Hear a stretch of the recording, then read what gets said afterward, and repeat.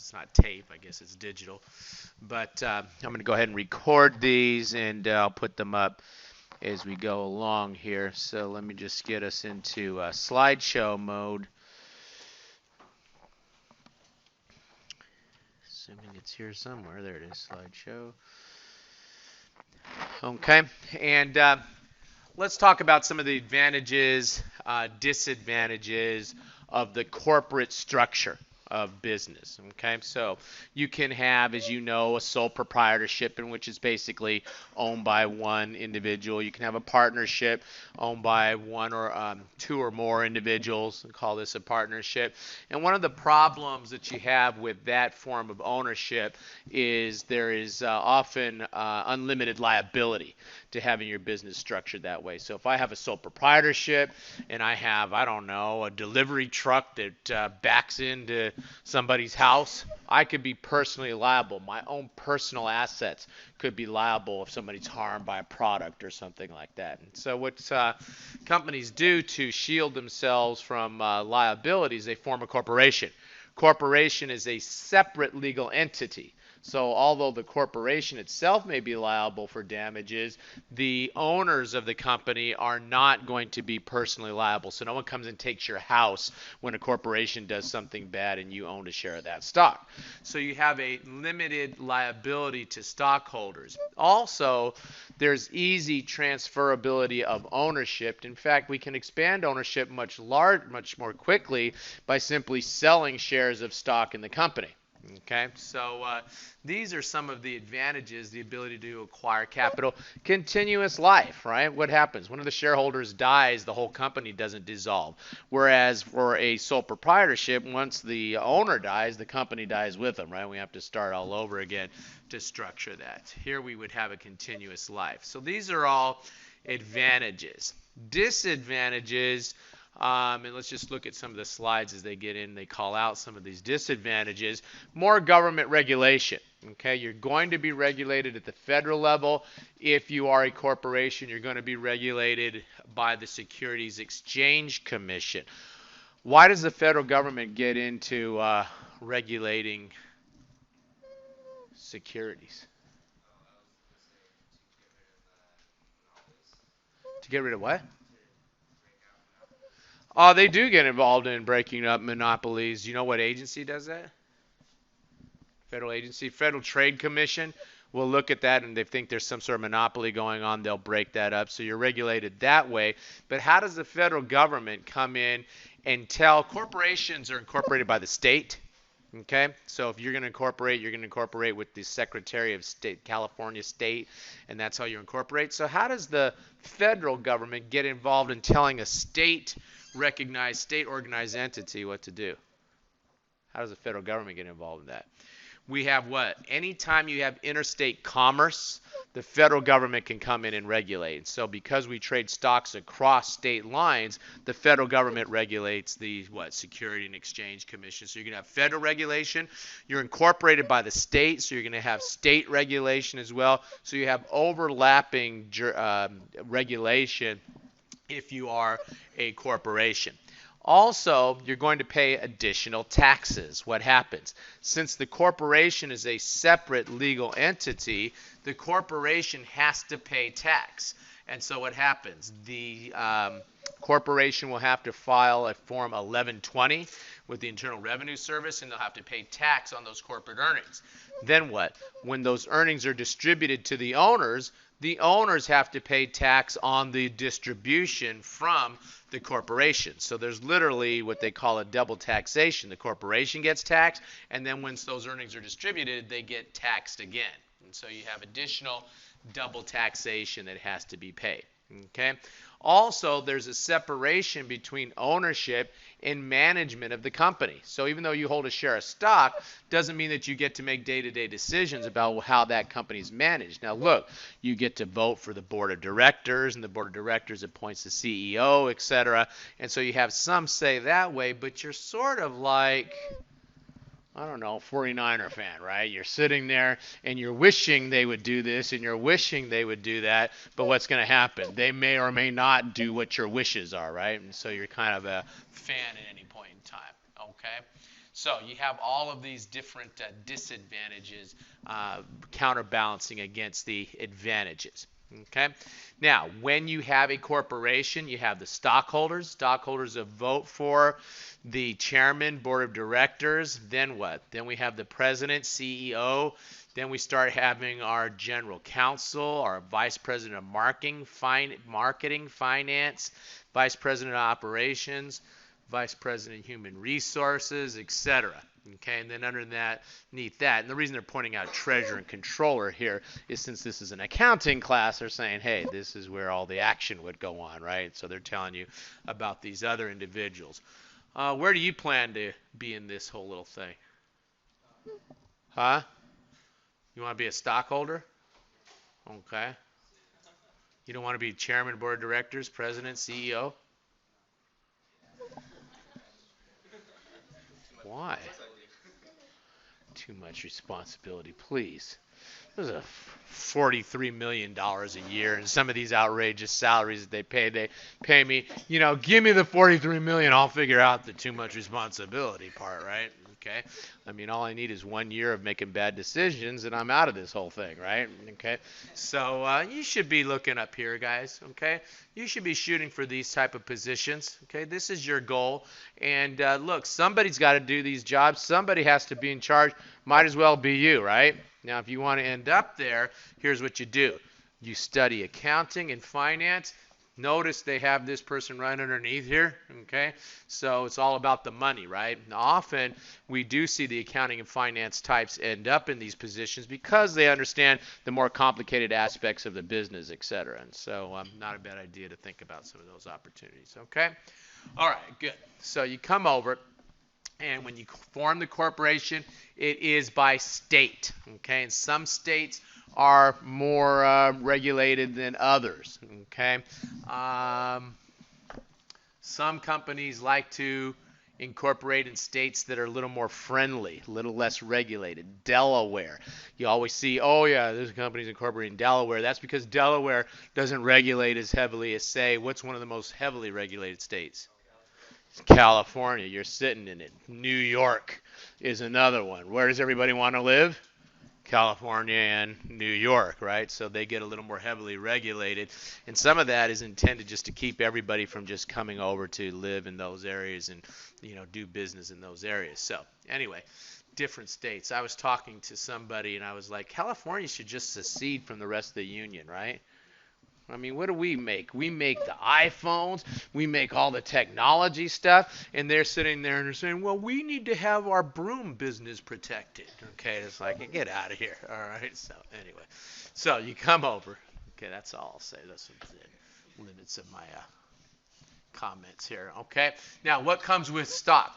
The right to vote.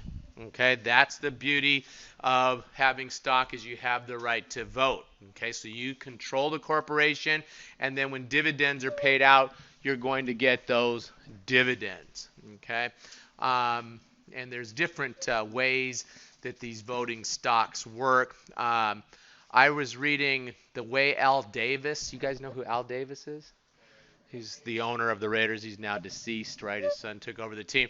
And they say that the way that I was reading the other day, the way he got control of the Raiders is he made sure that every time he bought stock, that he bought the stock that attached with it the rights of first refusal to buy any additional shares. And so every time additional shares became available because someone was selling out their share or something, he would swoop in and acquire those shares first. And over time, he ended up controlling the corporation. So there's the Raiders. So there's different ways that you can have these stocks be set up. But the right to vote is sort of a basic right that comes with stock. Okay, and then, of course, the ability to receive the dividends. We talked about this, right, a little bit. Who gets in line if there's a bankruptcy? Okay, and even though this slide doesn't show it, first in line is who? The lawyers and the accountants first are first in line. Then they don't show it here. Probably taxing authorities, employees get early on in line before the what? Before the creditors, or like our bondholders. Who's last in line? Stockholders get what's left, cents on the dollar often, right? Okay, so they're the last ones holding the bag here. Okay, showing you a stock certificate. This is pretty, and I guess there's people around that have these somewhere. Most stocks these days exist in book entry form. There is no more stock share certificates. At least U.S. companies don't put them anymore. I used to tell my students, "You'll never see a stock certificate again." And I had some students say, like our break and stuff. Well, John, when I teach the CPA exam, I'd say that, and people would say, "I was just on a client that we had stock certificates because they own stock in a foreign company." So foreign companies still issue these, but anymore in the U.S., these stocks exist in book entry form. You buy a share of stock. In fact, the company that issues the stock doesn't even know who you are if you hold their share. They issue their stock to an underwriter like Charles Schwab. Then Charles Schwab goes and does what? Distributes that stock to the shareholders. As far as that company is concerned, the underwriter holds all their shares of stock. They don't know you. They don't know who you are. Okay. Now, that's just sort of at a high level. Of course, they probably have different ways of monitoring what the stockholders are thinking and what the concerns are that are out there. Okay. All right. I don't care about all this. Okay. Geez, they're having fun with that. Okay. Now, what happens when we have the number of shares? We are authorized to issue so many shares. So if we issue 100,000 shares, if we are authorized, I should say 100,000 shares, that's what the state of California says. You can issue up to 100,000 shares. That's what we're authorized for. Then when we issue the shares, those shares are considered outstanding. So if we issue 90,000 shares, we'd have what? 100,000 shares authorized. 90,000 shares are going to be what? Outstanding, right? Now, we don't get into it in this class, but there is an ability for a corporation to buy its own stock back. It goes into the open market and buys its own stock back. So the corporation becomes an owner of its own shares of stock. If that's the case, that's called treasury stock. And now what would happen? Now, if they bought, say, 10,000 shares back, they'd have what? 100,000 shares authorized. There would be 80,000 shares outstanding, and 90,000 shares outstanding, and what? Only 80,000 shares would actually be issued. Okay. Now, when we go ahead and we look at our dividends, we talk about dividends based on the number of shares that are actually outstanding. So we have to see how many shares are outstanding at any point in time. So we'll look at that when we talk about dividends here in a second. Okay. When we trade the stock is held on publicly traded exchanges in the United States. You have the New York Stock Exchange. I'm sure you've heard of that. You have the NASDAQ. NASDAQ is for smaller entities to issue their stock, the NASDAQ. Okay. What's interesting about NASDAQ is often they'll value the shares based on non-financial factors. So even though a company may show a loss on their income statement period after period, the value of the stock could still go up if they look at their ability to get into different markets and their growth of their markets, etc. The person's stock could still go up. Okay, so factors beyond a company's control may cause a day-to-day fluctuation in market prices. Okay, but prices for traditional stocks tend to follow the earnings reports, the income statement, that sort of thing. Okay, now that's the New York Stock Exchange. There are foreign stock exchange. There's a Shanghai Stock Exchange. There's a Japanese stock exchange. So I got the chance to go to Asia. That's me in Asia talking about. The thing that was funny is they asked me to go and speak at this thing, and they said, "Oh, it's no problem. They speak English, not a problem." And then when I got up there, they kept telling me to slow down, and I'm like, "Look, guys, I talk fast or I shut up. I don't have a whole lot of slowing down in here." So I didn't stay too long. They got rid of me after a while. But they have all of these different stock exchanges all over the world. And what's happening more and more is you're having out of the U.S. companies, foreign companies that want to list on the new U.S. stock exchanges. And so what's happening is a lot of times the SEC, see how we were talking about SEC here?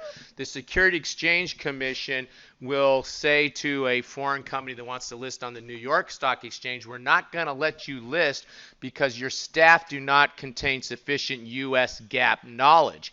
And so what we were doing was talking to them how they can demonstrate their U.S. GAAP knowledge by taking the U.S. CPA exam in some of these other countries. And so there's broader interest to take the U.S. CPA exam in some of these places now.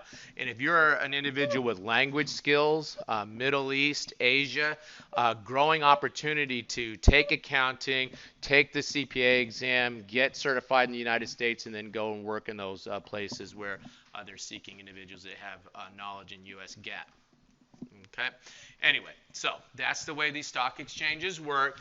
If you don't read the stock prices, you could get it from the Wall Street Journal, Google Yahoo Investments, these sorts of places. But obviously, this is the Nike stock.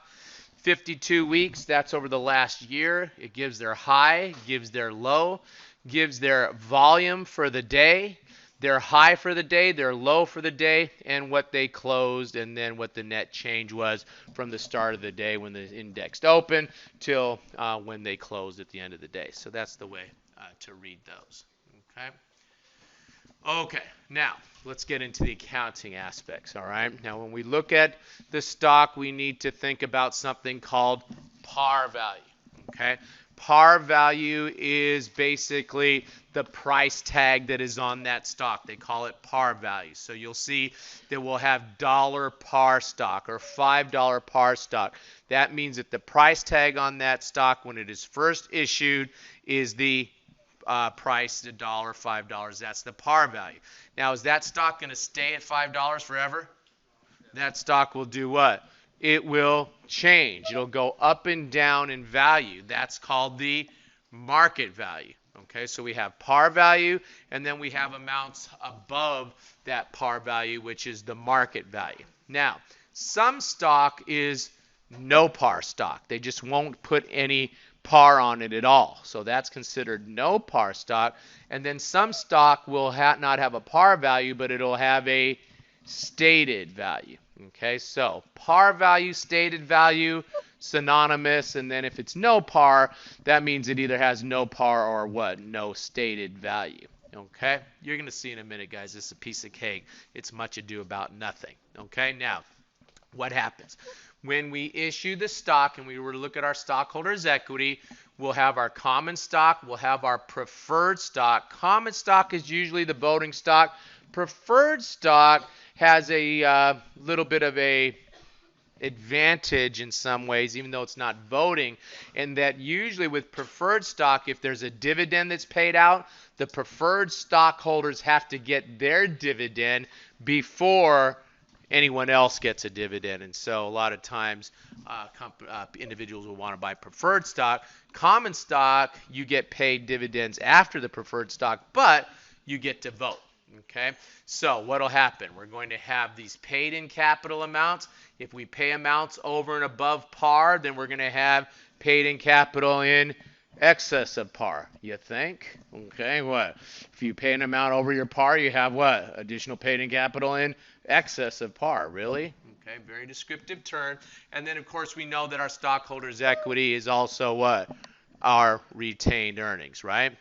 Okay, so this is the way our stockholders' equity looks. Okay, we've studied this already a little bit. But let's just take a look at a couple of examples here, guys. You're going to see how easy this stuff is. Yes, sir. Yeah.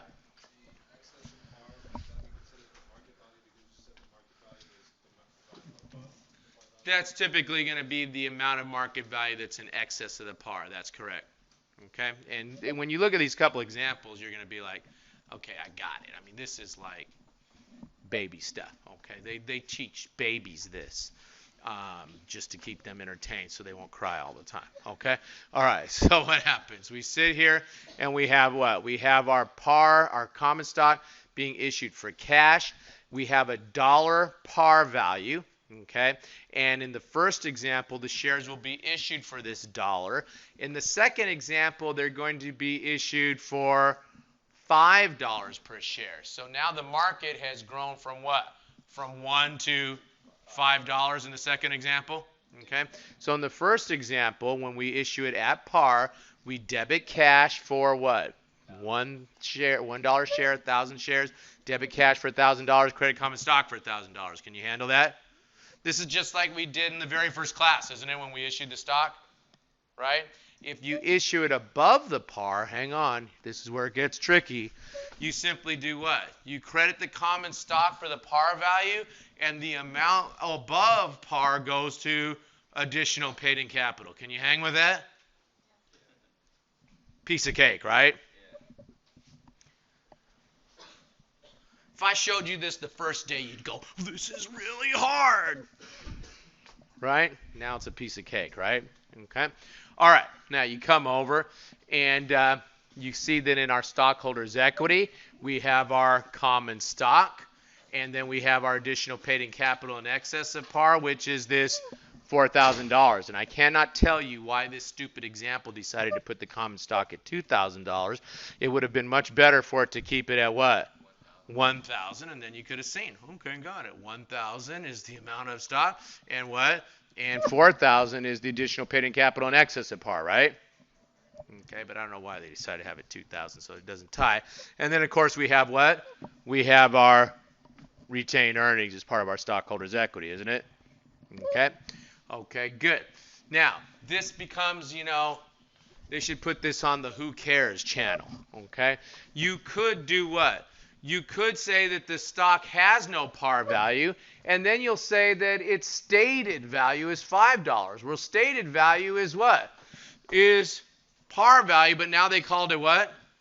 Stated value instead of par value. And if the par value, stated value was $5, and what? We had $8 per share that it issued for, and we issued how many shares here? 5,000 shares. Okay, well, what happens? Its stated value is $5. So 5 times 5,000 is what? 25,000. And then we have what? Then we have $3 per share left. 3 times 5,000 is 15,000, isn't it? Yeah. If you're waiting for deeper meaning, stop. There is none. They should have a channel, I believe, on the TV and the radio that's called Who Cares Channel. And if you want to hear things that nobody cares about, you tune it to that channel. This gets played like 3 or 4 or 5 times a day on that channel. Okay? Who cares? Okay? Now look, if the stock is not par and it does not have a stated value, then any money you get for it goes into what? Common stock. Who cares? Okay?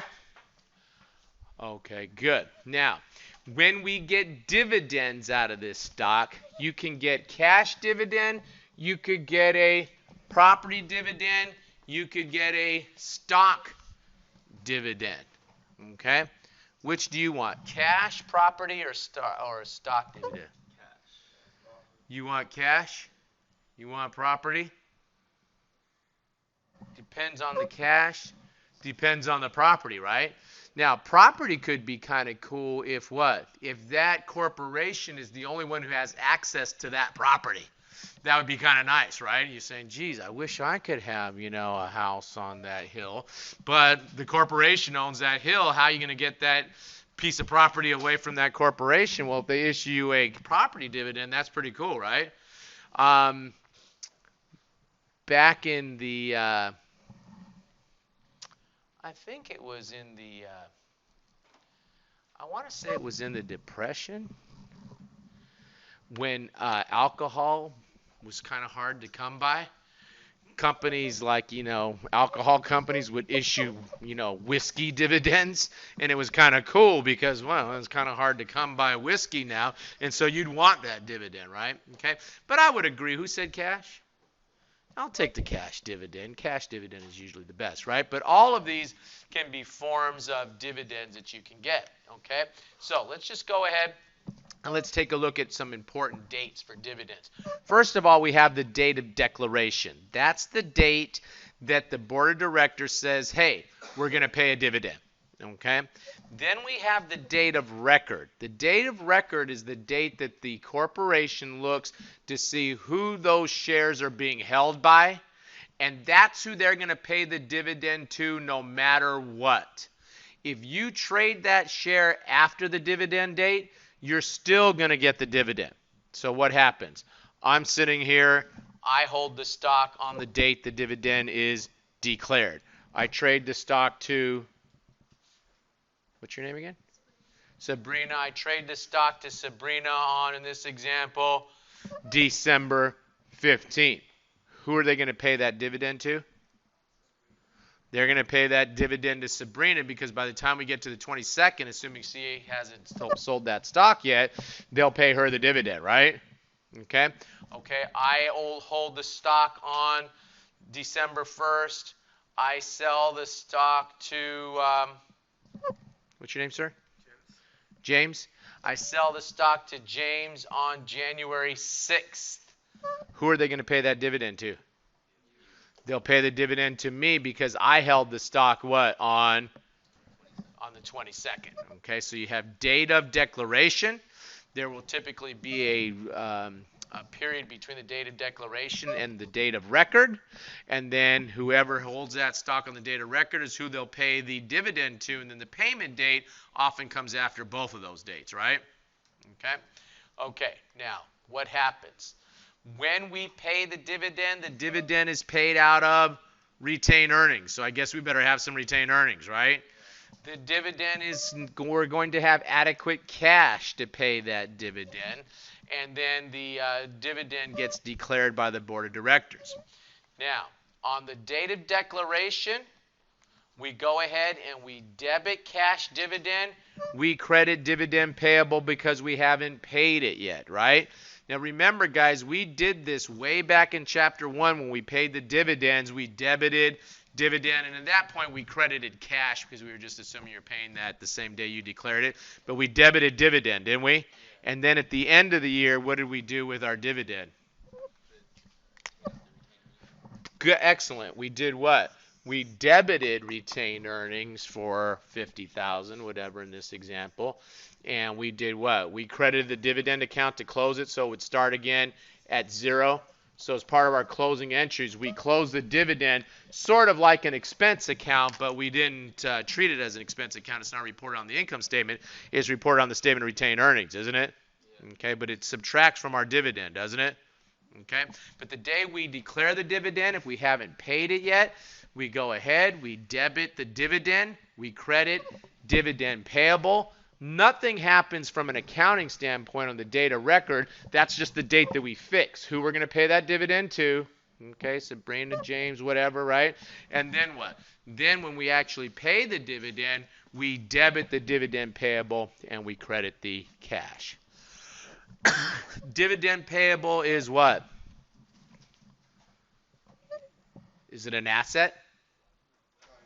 It's a liability, isn't it? Okay, okay, good. Okay.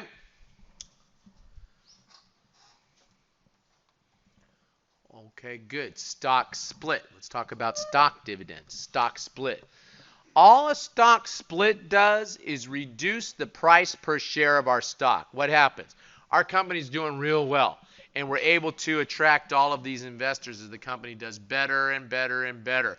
And so the price of the stock keeps going up. And when we started out, the par value was $25 per share. Would you buy shares of stock for $25 a share? You might say, yeah, you know what? I found $25 in my pants pocket when I took it out of the washing machine. Yeah, sure, I'll pay $25. Not a problem, right? How about $50 a share? Now you're thinking about it a little bit more. $75 a share, $100 a share. Now we have shares of stock. Shares are starting at $200, $500 a share. Pretty soon people start saying, I'm not buying that stock, right? So what do? We do a marketing move, guys. A stock split is nothing more than a marketing move. We double the number of shares, and we do what? We halve the price, half the price of the share, so that what? It looks like it has a better price now, doesn't it? From an accounting standpoint, our stockholders' equity has not changed at All. Okay, stockholders' equity has not changed at all. Try to stay with me now. I know that my voice is so soothing. I know when you hear my voice, it's like floating on a cloud, isn't it? Right? So soothing as I gently talk about accounting, right? Okay, so I know that you just kind of, when you hear me say, and then they have the shares that they have to trade. I know that that just puts you into a coma of comfort, okay? But try to stay with me. Yes, sir.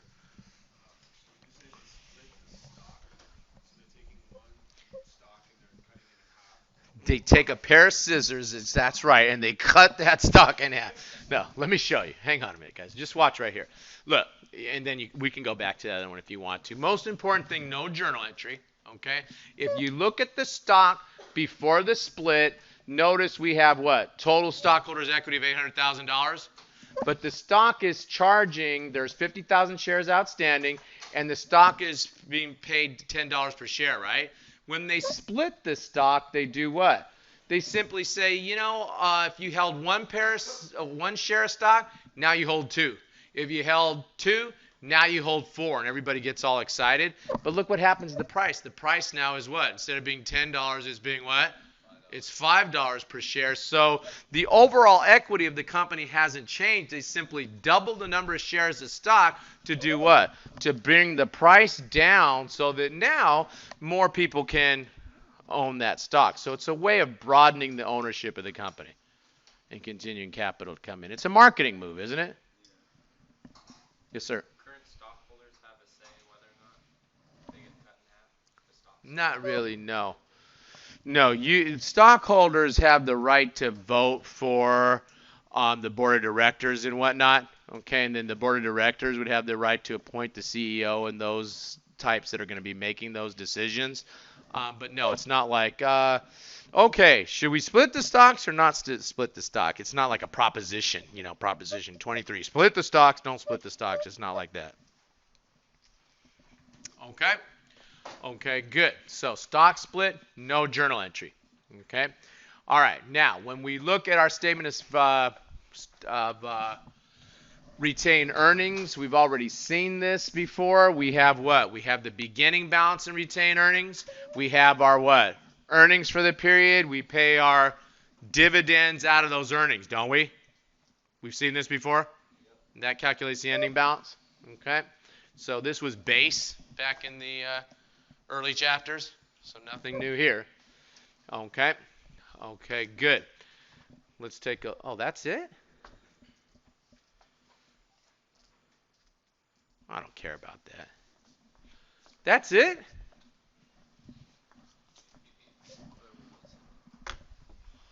I talked too fast. I should have told more jokes. Okay. Huh? Well, let's go ahead and let's do this then.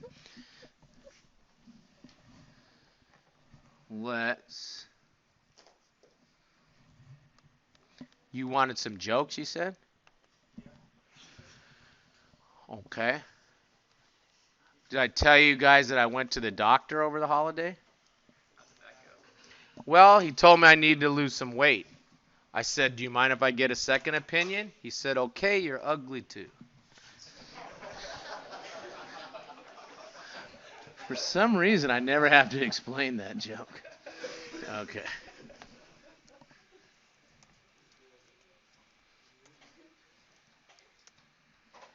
Okay.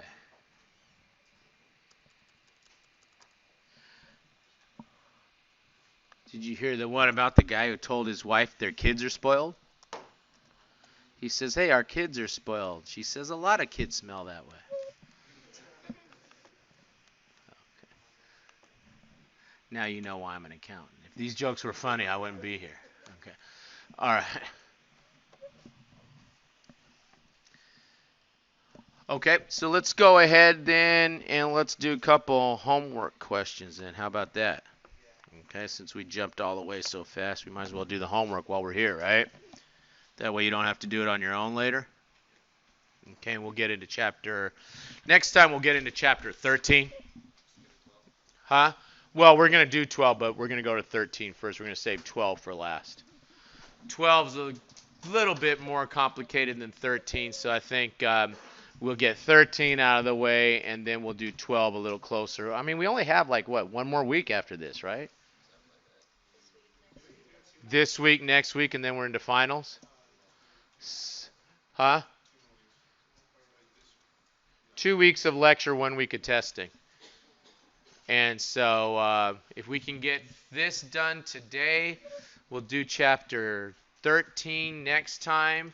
And that'll leave us then, what, chapter 12 and a day for a little bit of final review, right, before we get into and then we take the final. Oh, do we? Okay, so we'll do a couple of final reviews, yeah.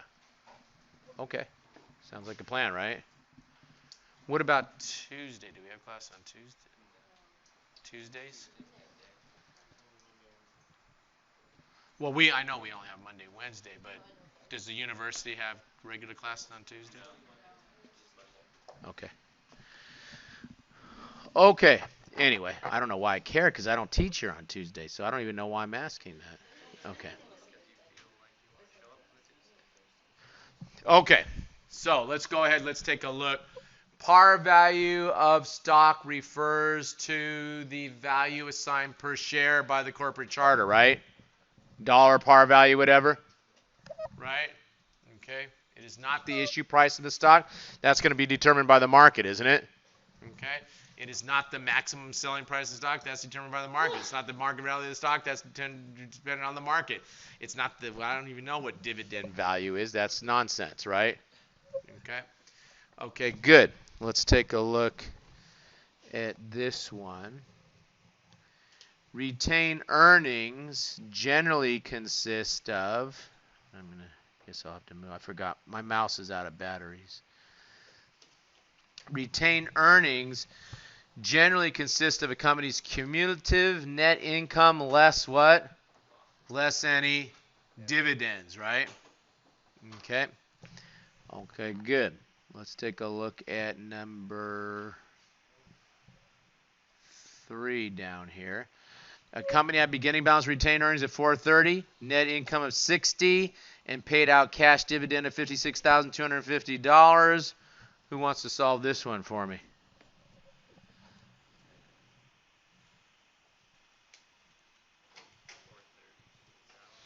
The beginning in retained earnings is what? 430. Then what do you want me to do? Add the net income, right, of 60,000. Then what do you want me to do? Subtract out the dividend of $56,250. Should that give me the ending balance then? Ending balance is 433,750. Why'd I even teach you this in the other chapter? I don't know. Here it is, right? Same thing you already learned?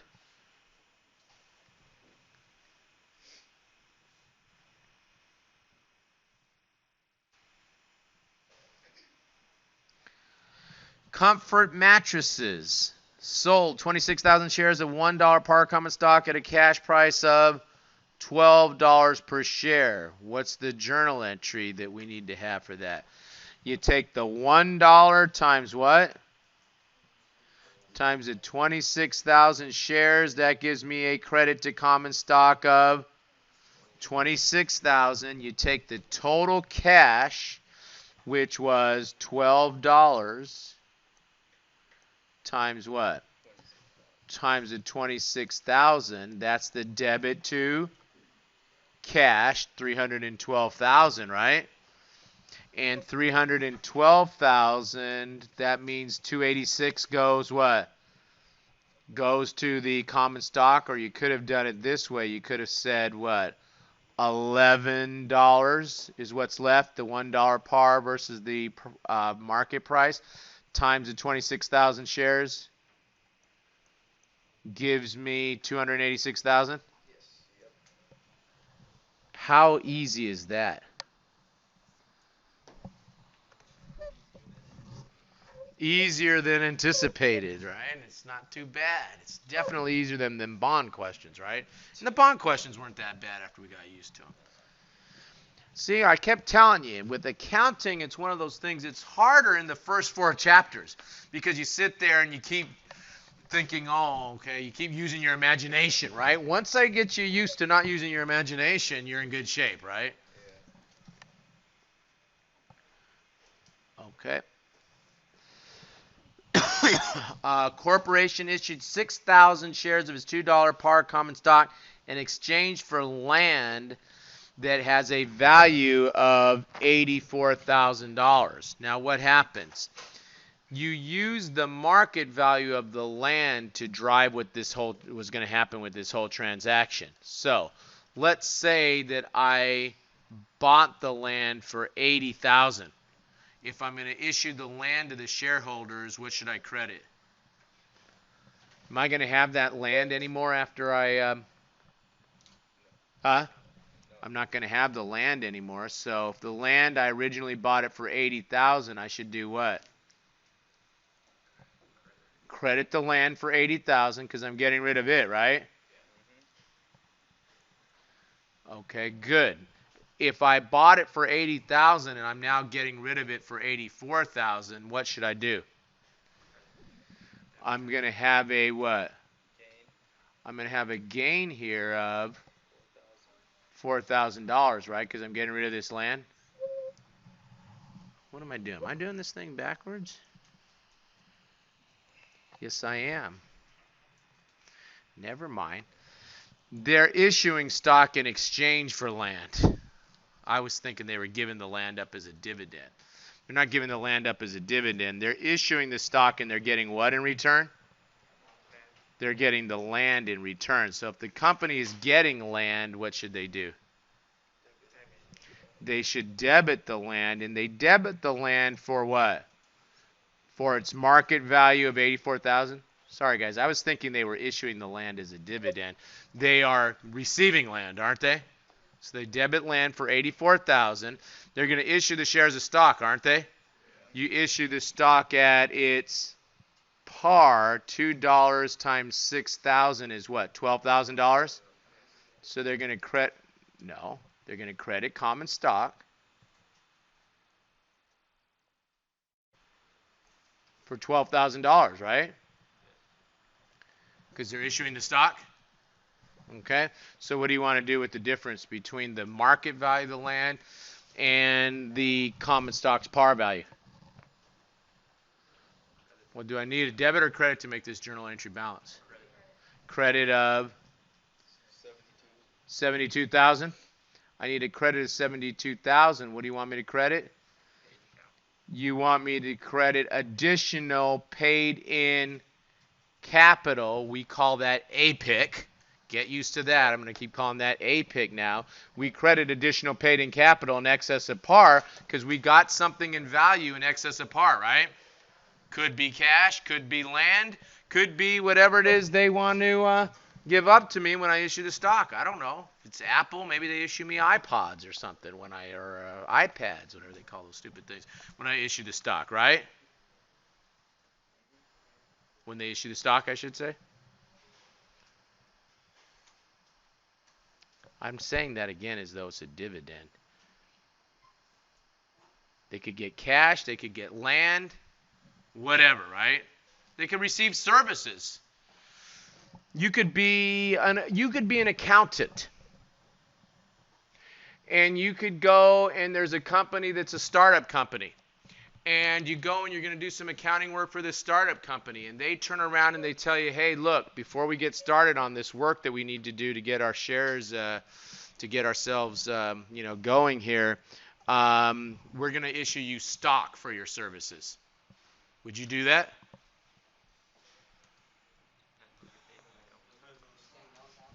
Huh? Well, they're probably not going to hire you. They're going to, get professional services from you, like an accountant. But they're not going to pay you in cash. They're going to pay you in stock. Would you do it? Okay. Now I'm telling you the person's name is Steve Jobs. Would you do it? Well, we're going into our hot tub time machine now, okay? And he's not dead yet. Okay, and he's just starting out, right? And so you visit him in his garage, and he's sitting there going, I don't know. Or you go see Bill Gates in a time machine. He's sitting there going in a garage, dark garage, going, Windows, Windows, Windows, right? And you're like, what's wrong with this guy? Okay?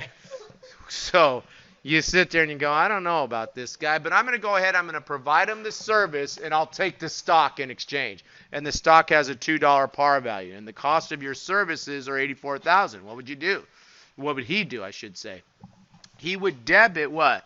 Professional fees expense.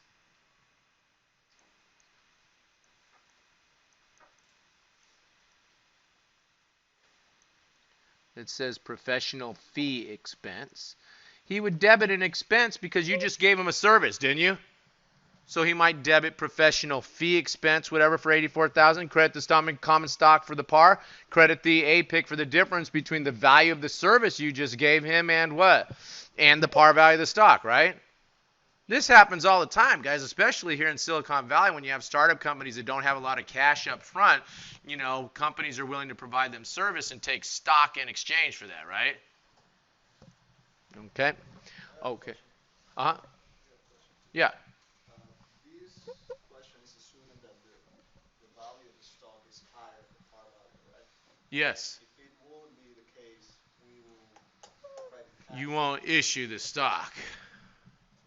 The reason there's a par value is the government won't let you issue the stock for less than that par value.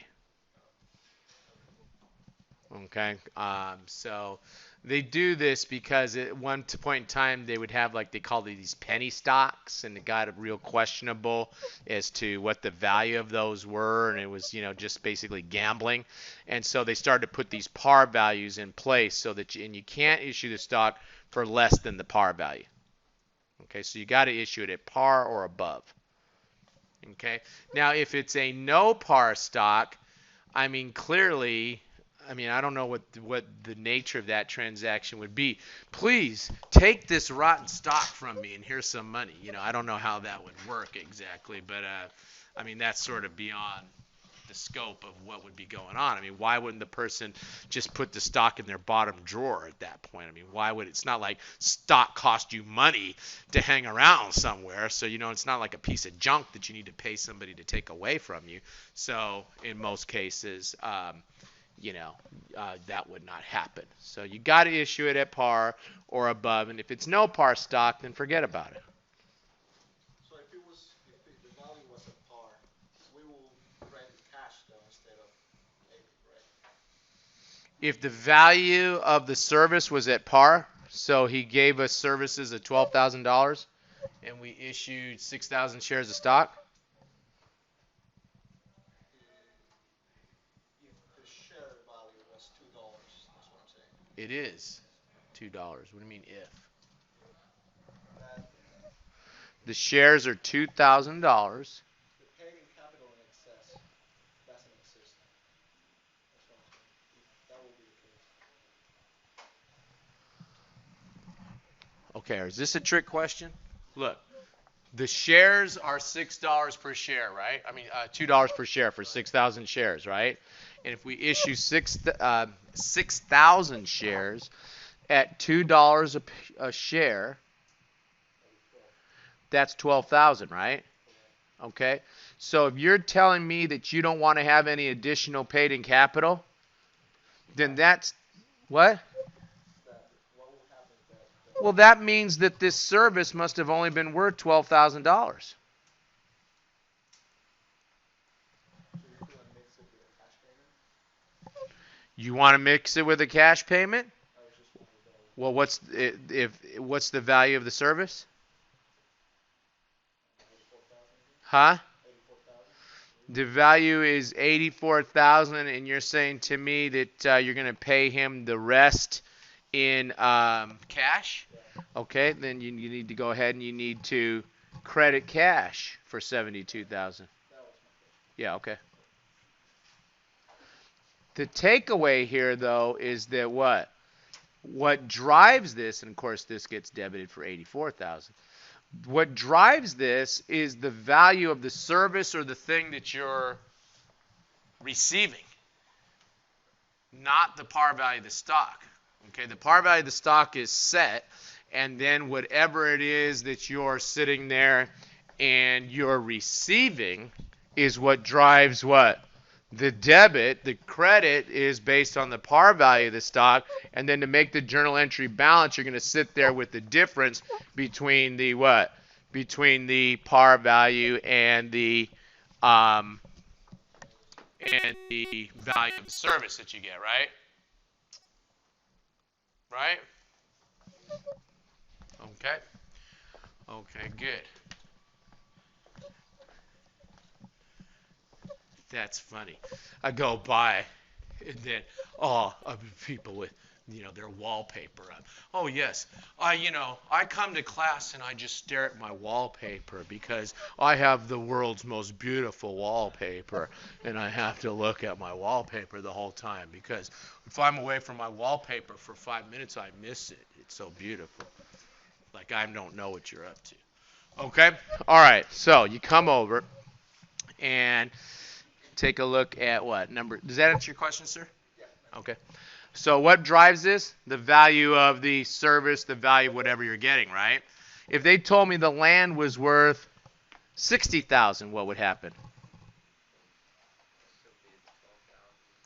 So let's say now the land is what? 60,000. So we're going to debit the land for 60,000. We're going to sit here and do what? Credit the common stock for 12, and now we need what? 48,000 for the A pick. Okay. Okay, good. Okay, let's take a look at this one. A company issued 60 shares of $100 par common stock for 7,000 cash. Journal entry. I mean, how easy can we make this? Debit cash for 7,000. Credit common stock for what? 6,000. Where do we get the 6,000? 60 times 100 equals 6,000. And then the addition, paid in capital in excess of par, the A pick is just the difference, right? Right? Okay. Okay, good. Number 7. A company's board of directors votes to declare a cash dividend of 75 cents per share of common stock. The company has 15,000 shares authorized, 10,000 shares issued, and 9,500 shares outstanding. Probably the hardest thing in this whole lecture is you have to remember that what? We go by the number of shares, what? Number of shares outstanding for the dividend. Authorized is the maximum number of shares they can issue.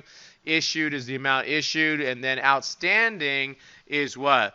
Is the number of shares that are actually held by those outside the company. You don't pay dividend to yourself, right? So if the company apparently in this example went and had bought 500 shares of their own stock back on the open market, and so instead of having what? 10,000 shares outstanding, they only have what? 9,500 shares outstanding, right? And so if that's the case, we go ahead and we only issue the dividend on the shares that are outstanding. Yes, sir. So then with the 10,000 issues, is that assuming 500 are just held by the company? Yes, 500 are treasury. It's got to be treasury stock. I mean, I guess they could retire it. Okay, so, but still, they've had to reacquire that out in the open market. So the state told them, hey, you are authorized to issue 15,000 shares. They issued 10,000, but then a little bit later, they decided, and sometimes, again, they'll do this as a marketing ploy. They go out and they do what? They reacquire their own shares in the open market, supply and demand. If you pull back the supply, that could potentially do what? drive up the shares, right? Or maybe they're just trying to limit the distribution of ownership and they want to pull some shares back. Whatever. There are a multitude of reasons why they would acquire their own stock back in the open market. But once they do acquire that open stock in the market, then the number of shares outstanding is different from the number of shares that are issued, and you would base your dividend on the number of shares what? Issued. Okay, you don't pay a dividend to yourself. Often, the number of shares authorized and issued and outstanding are the same number because that means they haven't bought any of their own stock back. Okay.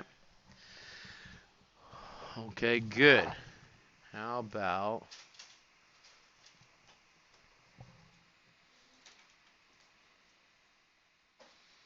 they didn't ask me for a journal entry there, did they? No.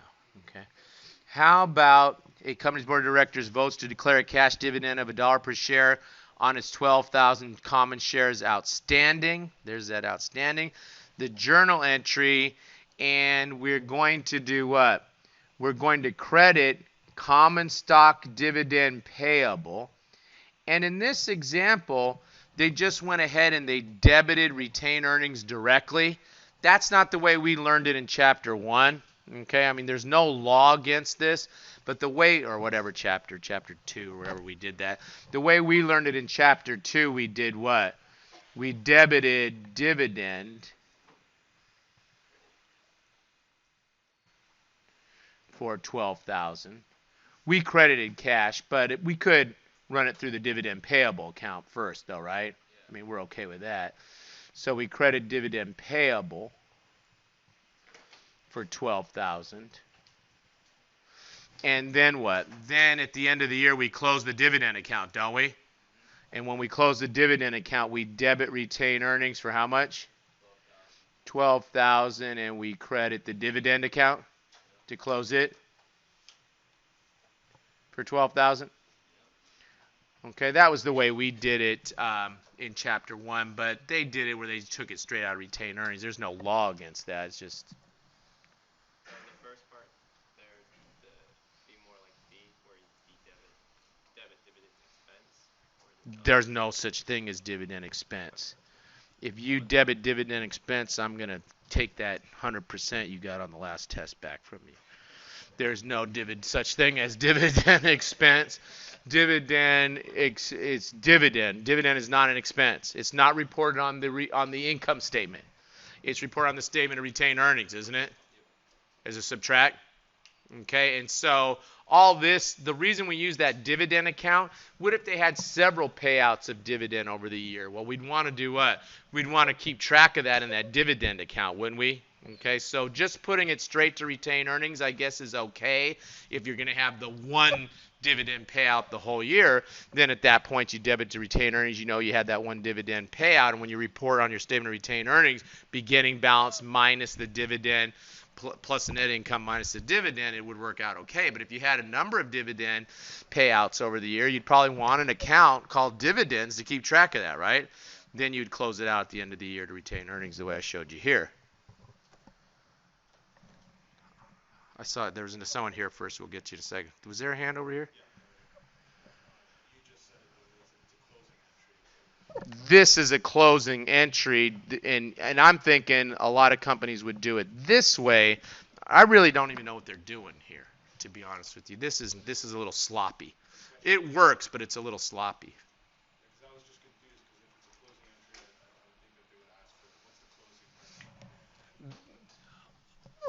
This is really not a good question because this is almost like saying by taking it straight to retain earnings.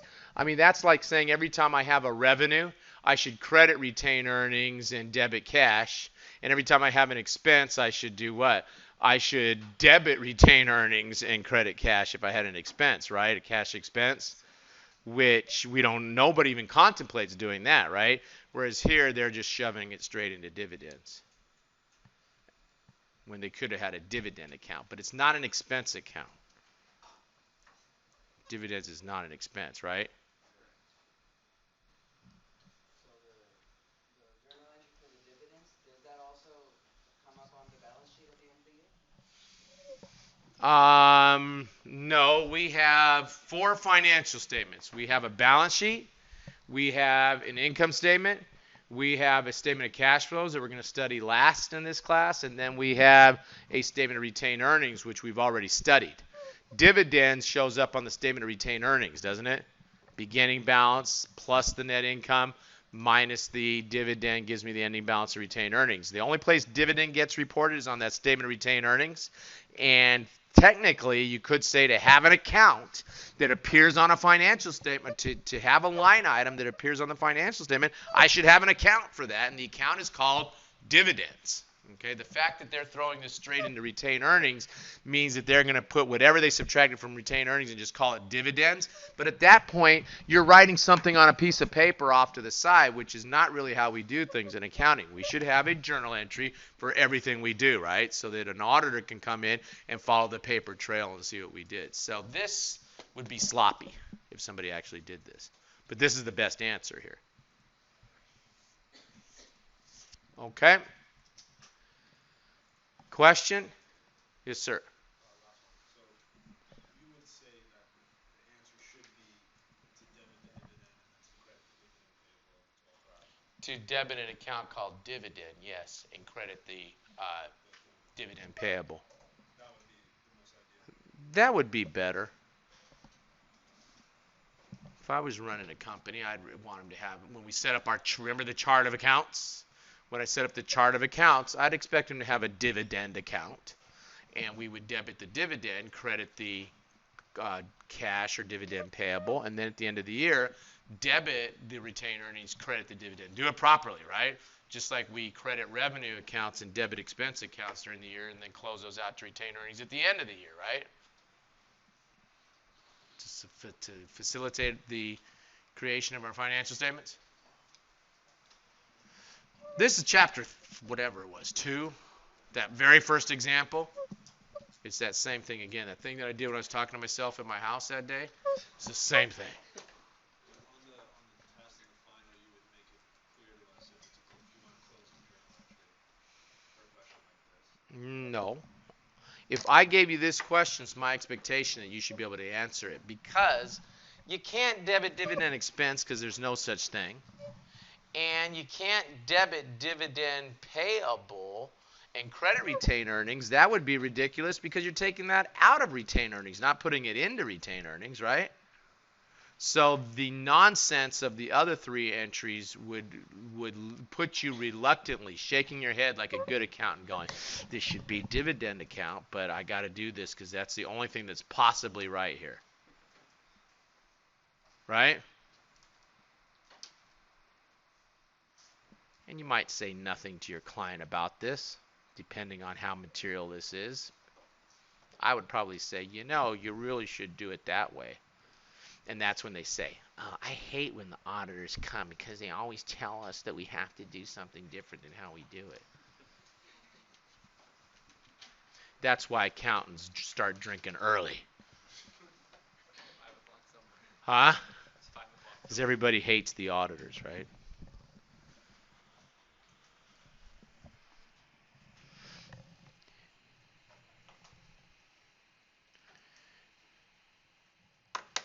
Okay. What do I say when people say, oh, I hate the auditors? What do I say to them? Come on, that's the way I like it. All right. Okay. All right, guys. That's it. So I will see you on Wednesday, chapter what? 13. Chapter 13 on Wednesday, so get that stuff prepared. It's already on Canvas. And then we'll wrap the things up next week with chapter 12, okay? 12.